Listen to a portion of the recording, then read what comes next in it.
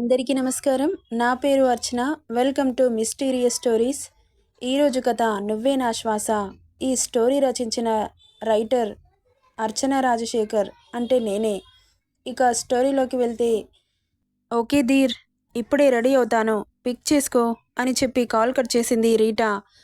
ఇక ధీర్ దగ్గరికి వెళ్తున్నాను అన్న సంతోషం అంతా ఇంతా కాదు, రీటాకి తెగ సంబరపడిపోతోంది. లగేజ్ సర్దుకొని రెడీ అయ్యి వర్క్లో బిజీగా ఉన్న వాళ్ళ డాడ్ దగ్గరికి వెళ్ళి డాడ్ అంటూ పిలిచింది. ఏంటి రీటా? డాడ్, నా ఫ్రెండ్స్ టూర్కి వెళ్తున్నారు, మీరు పర్మిషన్ ఇస్తే ఒక 1 వీక్ వెళ్ళొచ్చేస్తాను. ఏంటి 1 వీక్నా? వద్దు ప్లీజ్ డాడ్, కాదనకండి ప్లీజ్, మా మంచి డాడ్ కదా అంటూ గడ్డం పట్టుకొని బ్రతిలాడింది. ఎక్కడికి వెళ్తున్నారు? అవుట్ ఆఫ్ ఏం వెళ్ళట్లేదు డాడ్, ఇక్కడే వైజాగ్ వెళ్తున్నాం. సరే, వెళ్తే వెళ్ళావు కానీ జాగ్రత్తగా ఉండాలి, ఎప్పటికప్పుడు నాకు కాల్స్ చేస్తూ ఉండాలి.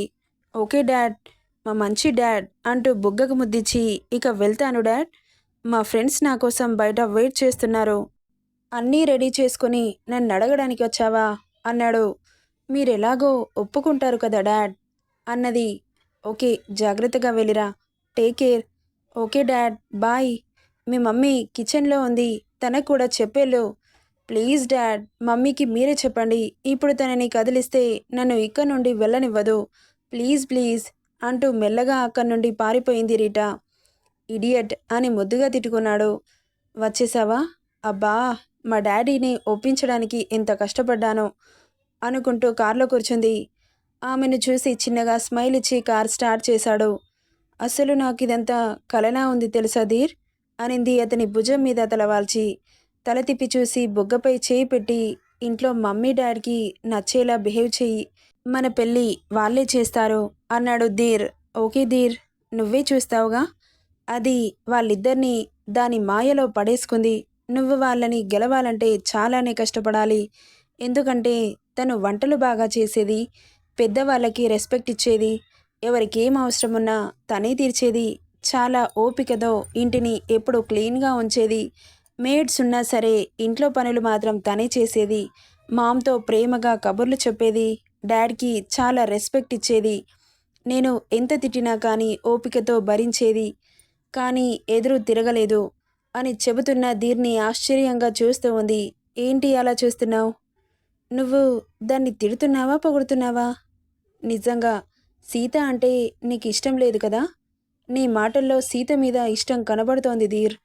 ఏయ్, ఏంటి నువ్వు తన బిహేవియర్ గురించి చెబుతుంటే అలా మాట్లాడుతున్నావు? తనంటే ఇష్టం ఉంటే తననే భార్యగా యాక్సెప్ట్ చేసేవాడిని కదా, నిన్నెందుకు పెళ్లి చేసుకోవడానికి రెడీ అయ్యేవాడిని. అవును ధీర్, నాకు అర్థం కాలేదు. నేను నీకు ఎన్నిసార్లు ప్రపోజ్ చేసినా ఒప్పుకోని నువ్వు ఇంత సడన్గా పెళ్లి చేసుకుంటాను అంటున్నావు. నా మీద అంత ప్రేమ పుట్టిందా? నిజంగా నన్ను లవ్ చేస్తున్నావా ధీర్? నాకు తెలిసి నువ్వు ఈ మధ్యలోనే నాతో క్లోజ్గా ఉంటున్నావు. అంతకుముందు కనీసం టచ్ కూడా చేయనిచ్చేవాడివి కాదు. ఇదంతా సీత మహిత్యమేమో అనిపిస్తోంది. అదేం కాదు, నిజం చెప్పు, నన్ను లవ్ చేస్తున్నావా అని అడిగింది. మాట్లాడలేదు అతను. చెప్పు, నన్ను లవ్ చేస్తున్నావా? నేను ఎన్నిసార్లు ఐ లవ్ యూ చెప్పాను? నువ్వు ఒక్కసారైనా లవ్ యూ టూ చెప్పావా? చెప్పు ధీర్. రీటా, నన్ను కాస్త వదిలేసి అన్నాడు ధీర్. నన్ను లవ్ చేయకపోతే సీతని భార్యగా యాక్సెప్ట్ చేయాల్సింది. తను అన్ని రకాలుగా పర్ఫెక్ట్ పర్సన్. ఒక ఆడపిల్లకి ఉండే లక్షణాలన్నీ సీతలో ఉన్నాయి కదా, నన్నెందుకు పెళ్లి చేసుకోవడానికి ముందుకొచ్చావు? నిజం చెప్పు ధీర్, నా మీద ప్రేమతోనా లేక సీతని భార్యగా యాక్సెప్ట్ చేయలేక నన్ను పెళ్లి చేసుకోవాలనుకుంటున్నావా? ఇక్కడ రీటాకి ధీర్ ప్రపోజ్ చేశాడో లేదో గుర్తులేదు. ఒకవేళ చేస్తే మాత్రం అడ్జస్ట్ అవ్వండి గైస్. సీత చదువుకోలేదు, చూడ్డానికి పల్లెటూరు అమ్మాయిలా ఉంటుంది. తనని బయటకు తీసుకెళ్తే కనీసం ఇంగ్లీష్ వర్డ్స్ కూడా మాట్లాడడం రాదు. నా ఫ్రెండ్స్లో తను నా భార్య అంటే నా పరువు పోతుంది. బయటకి ఎక్కడికైనా తీసుకెళ్లాలంటే ఇబ్బందిగా అనిపిస్తుంది. అయినా సీత నాకు కరెక్ట్ కాదు. తను చాలా మంచిది. నాలాంటి వాడితో ఉంటే తను సంతోషంగా ఉండలేదు. తన మంచితనానికి ఒక మంచి అబ్బాయి తన జీవితంలోకి రావాలి అని మనస్ఫూర్తిగా కోరుకుంటున్నాను. Dhir, one suggestion for you అనింది రీటా. చెప్పు అన్నట్లు చూశాడు. ఇద్దరి పెళ్లి చేసుకోవాలంటే వాళ్ళ మనసులు కలవాలి కానీ ఇక్కడ మన ఇద్దరి మనసులు కలిసినట్లు నాకు అనిపించట్లేదు. నా మీద ఉన్న ప్రేమని కనీసం చెప్పట్లేదు. నువ్వు నన్ను పెళ్లి చేసుకుని నాతో పాటు లైఫ్ లాంగ్ ఉంటావా ధీర్? ఏ నీకు అనిపించట్లేదా? అది కాదు. No more discussion. అన్ని ఆలోచించే నేను ఈ నిర్ణయానికి వచ్చాను. నన్ను విసిగించకుండా చెప్పింది చెయ్యి. మా వాళ్ళ మనసులు గెలుచుకో అంటూ ఇల్లు రావడంతో కార్ పార్కింగ్ చేసి ఇద్దరు దిగారు. ఇక తన లగేజ్ తీసుకురమ్మని పని అతనికి చెప్పి ఇద్దరు లోపలికి వెళ్ళిపోయారు. లోపలికి వస్తున్న రీటాని చూసి కోపంతో గుడ్లు పెద్దవి చేసింది సావిత్రి. నమస్తే ఆంటీ అనింది రీటా నమస్కారం చేస్తూ. చిన్నగా నవ్వింది సావిత్రి. రీటా, నువ్వు ఆ గదిలో ఉండు అని చెప్పి నాకు హెడక్గా ఉంది, కాఫీ తీసుకురా చెప్పి వెళ్ళిపోయాడు ధీర్. ఏంటి, కాఫీనా? బాబోయ్, ఎలా పెడతారో, నాకు అసలు కాఫీ పెట్టడం కూడా రాదు అనుకుంటూ తన రూమ్కి వెళ్ళి ఫ్రెష్ అయ్యి కిచెన్లోకి వెళ్ళింది. వెళ్తున్న రీటాని అలాగే చూస్తూ ఉంది సావిత్రి. ఇప్పుడు కాఫీ ఎలా పెట్టాలి? ఈ ధీరేంటి వచ్చి రాగానే నన్ను ఇలా ఇరికించేశాడు. ఏం చేస్తాం, ప్రేమించిన పాపానికి తప్పదు అనుకుంటూ పొయ్యి మీద గిన్నె పెట్టి పాలు పోసి అవి కాస్త వేడి అయ్యాయో లేదో కప్ తీసుకొని కాఫీ పౌడర్ వేసి పాలు పోసి కాస్త షుగర్ వేసి కలిపి హాల్లో కూర్చున్న సావిత్రికిచ్చి రూమ్కెళ్ళింది రీటా. ధీర్, ఇదిగో కాఫీ.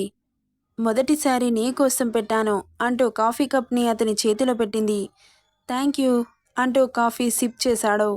ఎలా ఉంది అని అడిగింది. మాట్లాడట్లేదు ధీర్. ఎలా ఉందిది చెప్పవేంటి? బాగా పెట్టానా అంటూ భుజం మీద చెయ్యి వేసి కదిపింది. కాఫీ కప్ని పక్కన పెట్టి వాష్రూమ్కి వెళ్ళాడు. ఏమైంది ఆయనకి? కాఫీ తాగకుండా అలా వెళ్తున్నాడు. ధీర్ అంటూ పిలుస్తోంది. పట్టించుకోలేదు అతను. కాసేపటికి వచ్చి కూర్చొని ఏమైంది, కాఫీ ఎలా ఉందో చెప్పమంటే అలా పరిగెత్తావు? నువ్వు ఈ కాఫీ టేస్ట్ చేసే నాకు ఇచ్చావా? లేదు, చేయలేదు. ఇంకోసారి నువ్వు కాఫీ పెట్టడం మానేసేయి. ఏమైంది అలా అంటున్నావు? నీ ఒక్కడికే ఏం పెట్టలేదు, కాఫీ ఆంటీకి కూడా ఇచ్చి నీకు తీసుకొచ్చాను. వాట్ అరిచాడు. మమ్మీకి ఎందుకు ఇచ్చావు? ముందు కాఫీ నువ్వు టేస్ట్ చేయాలి కదా. అలా చేయకుండా మా ప్రాణాలు తీసేద్దామనుకుంటున్నావా? ఏంటిది అలా మాట్లాడతావు? నేను మీ ప్రాణాలు తీయడం ఏంటి అని బాధగా అడిగింది. మరి దీన్ని కాఫీ అంటారా? ఒకసారి టేస్ట్ చేసి చెప్పు అంటూ అరిచాడు. దాన్ని చేతిలోకి తీసుకొని సిప్ చేసింది. నోరంతా చేదుగా వికారంగా మారిపోయింది. సారీ ధీర్ అనింది. నోట్లో ఉన్నది క్లీన్ చేసుకొని. సారీ కాదు, ముందు కాఫీ పెట్టడం నేర్చుకో. మా మామ్ అన్నీ నేర్పిస్తుంది. ఇక్కడ నుండి వెళ్ళో అంటూ అరవగానే కాఫీ కప్ తీసుకొని అక్కడి నుండి కిందకెళ్ళింది బాధగా. సావిత్రికి ఇచ్చిన కాఫీ అలాగే ఉంది. అమ్మయ్య, ఆంటీ తాగలేదు. తాగితే ఆంటీతో కూడా ఎన్ని తిట్లు తినేదాన్నో అని కాఫీ కప్ని తీసుకుంటుండగా అదెక్కడికి, నేనింకా కాఫీ తాగలేదు అనింది సావిత్రి. వాడికి నచ్చితే నేను తాగాలనుకున్నాను. కాఫీ ఎలా ఉందని చెప్పాడు. వద్దాంటీ, మీరు తాగకపోవడమే మంచిది అంటూ కప్ని తీసుకొని కిచెన్లోకి వెళ్ళింది రీటా. వెళ్తున్న రీటాని చూస్తూ, ఒకింటికి కోడలవ్వడం అంత ఈజీ అనుకుంటున్నావా రీటా? నువ్వెప్పుడు ఈ ఇంటికి కోడలు కాలేవు. సీత మాత్రమే కోడలుగా 100% కరెక్ట్ అనుకుంటూ అక్క నుండి వెళ్ళిపోయింది. అమ్మ సీత, నీకెందుకమ్మా ఇవన్నీ పనులు? నాకు ఊరికే ఖాళీగా కూర్చోవడం ఇష్టముండదాంటీ. మా ఊర్లో పొలం పనులకి వెళ్ళేదాన్ని. ఇక్కడ అలాంటి పనులుండవు కాబట్టి కనీసం ఇంట్లో పనులైనా చేసుకోవాలి కదా. చేయడానికి పనివాళ్ళున్నారు కదా. నేను కూడా ఈ ఇంటి పని మనిషినే కదా ఆంటీ. అదేంటమ్మా అంత మాట అన్నావు? నువ్వు ఈ ఇంట్లో మనిషిలా కలిసిపోయావు. నిన్నెప్పుడు అలా మేము భావించలేదు. నువ్వు కూడా అలా ఎప్పుడు అనుకోకు. నువ్వు ఈ ఇంటి మనిషివి, పని మనిషివి కాదు అంటూ బుగ్గ నిమిరింది. అప్పుడే ఆఫీస్ నుండి వచ్చిన విరాట్ వాళ్ళు అలా మాట్లాడుకుంటుంటే చాలా ముచ్చటగా అనిపించింది. సీతకి తనని ఎవరో అబ్జర్వ్ చేస్తున్నట్లు అనిపిస్తుంటే తల తిప్పి చూసింది.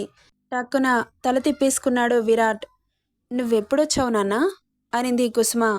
మీరు సీరియస్గా ముచ్చట్లు చెప్పుకుంటున్నారుగా, అప్పుడే వచ్చాను మామ్ అన్నాడు విరాట్. నెక్స్ట్ పార్ట్లో ఏం జరుగుతుందో చూద్దాం. ఈ స్టోరీ ఎలా ఉందో కామెంట్ చేయండి guys. Thank you for listening.